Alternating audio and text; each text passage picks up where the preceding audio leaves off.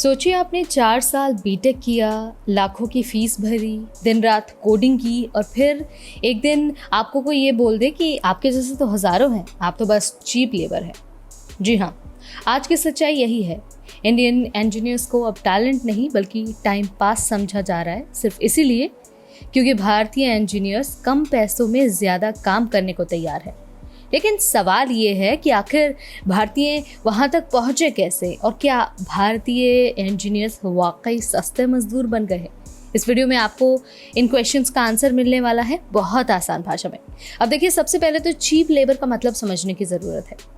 Cheap labour का मतलब है एक ऐसा वर्कर जो कम पैसों में बहुत सारा काम कर दे। कंपनियों को ऐसे लोग चाहिए जो 50 का काम 5 में कर दे, बिना सवाल पूछे, बिना नखरे किए। और अफसोस की बात यह है कि बहुत सारी फॉरेन कंपनीज को भारतीय इंजीनियर्स अब इसी नज़र से दिखते हैं। क्यों?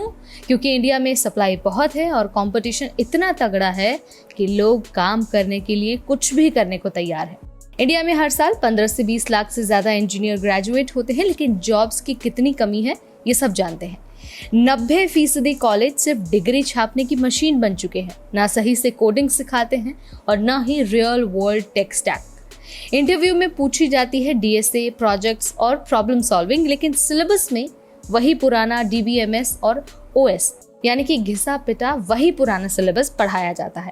फॉरेन कंपनीज को चाहिए सस्ता डेवलपर और इंडिया परफेक्ट है उस सस्ते डेवलपर के लिए। फॉरेन कंपनीज ये सोचती हैं कि इंडियन इंजीनियर्स दिन रात लगा देंगे, बस उन्हें पीनट्स दे दो। अब बाहर के देशों में इंडियन इंजीनियर्स की इमेज क्या बनी हुई है, एक बार उसके बारे में जान लीजिए। तो देखिए, इमेज की जब हम बात करते हैं ना, तो वो इंडियन इंजीनियर्स की इमेज है हार्ड वर्किंग बट चीप, यानी कि मेहनती तो हैं लेकिन सस्ते हैं। वहाँ के लोगों का कहना है कि भारतीयों को ज़्यादा पैसे नहीं देने पड़ते हैं और भारतीय तो ओवर टाइम करने को भी तैयार रहते हैं। और जब 10 लोगों का काम सिर्फ 2 लोग कर रहे हैं तो क्वालिटी तो गिरती है, रिस्पेक्ट तो गिरती है और परसेप्शन और भी खराब होता है। मतलब स्किल्स नहीं, सिर्फ सेविंग के लिए हायर हो रहे हैं आप, टैलेंट नहीं बल्कि रिसोर्स है। अब देखिए, सच्चाई तो ये है कि सिस्टम में प्रॉब्लम है, इससे आप अग्री करते हैं, लेकिन क्या पूरी गलती सिस्टम की है? जब आप ये सवाल खुद से पूछेंगे, अपने आसपास लोगों से जानने की कोशिश करेंगे, तो आपको रिस्पॉन्स मिलेगा बिल्कुल नहीं। हम भारतीय भी तो शॉर्टकट्स के पीछे भागते हैं ना। हम सोचते हैं कि जब बस जॉब लग जाए, किसी तरह रेफरल मिल जाए, सैलरी ठीक ठाक हो जाए। कितने ही लोग खुद से स्किल्स सीखते हैं, प्रोजेक्ट्स बनाते हैं, कंट्रीब्यूशन करते हैं, इसका भी रिस्पॉन्स है बहुत कम। और इसी वजह से कंपनीज भी भारतीयों को सिर्फ एक टूल की तरह यूज करती हैं, यानी लो कॉस्ट रिसोर्स। तो देखिए, आपके लिए सबसे ज़रूरी है कि आप सिर्फ सिलेबस नहीं बल्कि रियल वर्ल्ड चीज़ों को सीखें।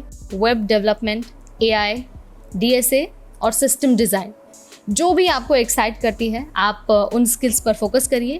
प्रोजेक्ट्स बनाइए, खुद की गिटहब पोर्टफोलियो तैयार करिए। Show them what you can build, ना कि सिर्फ कितने नंबर आए थे, आपको ये नहीं दिखाना। उनको दिखाना है कि आप में क्या हुनर है और आप क्या बना सकते हैं।